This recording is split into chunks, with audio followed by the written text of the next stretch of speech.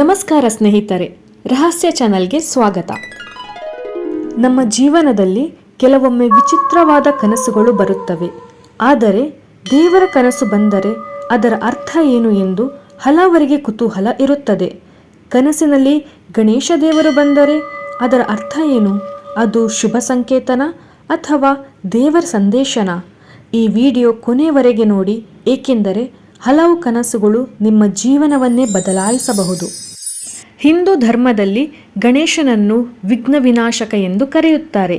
ಅಂದರೆ ಜೀವನದಲ್ಲಿನ ಅಡೆತಡೆಗಳನ್ನು ದೂರ ಮಾಡುವ ದೇವರು. ಹಾಗಾಗಿ ಕನಸಿನಲ್ಲಿ ಗಣೇಶ ಕಾಣಿಸುವುದು ಸಾಮಾನ್ಯವಾಗಿ ತುಂಬ ಶುಭ ಎಂದು ಪರಿಗಣಿಸಲಾಗುತ್ತದೆ. ಇದು ಏನನ್ನು ಸೂಚಿಸಬಹುದು ಅಂದರೆ ನಿಮ್ಮ ಜೀವನದಲ್ಲಿ ಒಳ್ಳೆಯ ಸಮಯ ಆರಂಭವಾಗಬಹುದು, ಅಡೆತಡೆಗಳು ಕಡಿಮೆಯಾಗಬಹುದು, ಕೆಲಸಗಳಲ್ಲಿ ಯಶಸ್ಸು ಸಿಗಬಹುದು, ಮನಃಶಾಂತಿ ಬರಬಹುದು, ಹೊಸ ಅವಕಾಶಗಳು ಬರುತ್ತವೆ. ಕೆಲವರು ಇದನ್ನು ದೇವರ ಆಶೀರ್ವಾದ ಎಂದು ನಂಬುತ್ತಾರೆ. ಕನಸಿನಲ್ಲಿ ನಗುತ್ತಿರುವ ಗಣೇಶ ಕಂಡರೆ ಅದು ಸಂತೋಷ ಮತ್ತು ಶುಭ ಸುದ್ದಿಯ ಸಂಕೇತ ಎಂದು ಹೇಳುತ್ತಾರೆ. ದೊಡ್ಡ ಗಣಪತಿ ಮೂರ್ತಿ ಕಂಡರೆ ಇದು ಜೀವನದಲ್ಲಿ ದೊಡ್ಡ ಯಶಸ್ಸು ಅಥವಾ ದೊಡ್ಡ ಅವಕಾಶ ಬರಬಹುದು ಎನ್ನುವ ಸೂಚನೆ ಆಗಿರುತ್ತದೆ.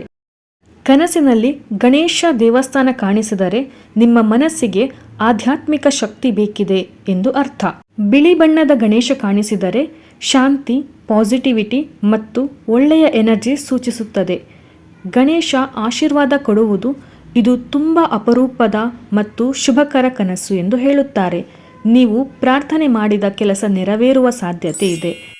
ಸ್ನೇಹಿತರೆ, ನಿಮಗೆ ಯಾವ ರೀತಿಯ ಗಣೇಶನ ಕನಸು ಬಂದಿದೆ ಎಂದು ಕಮೆಂಟ್ನಲ್ಲಿ ತಿಳಿಸಿ.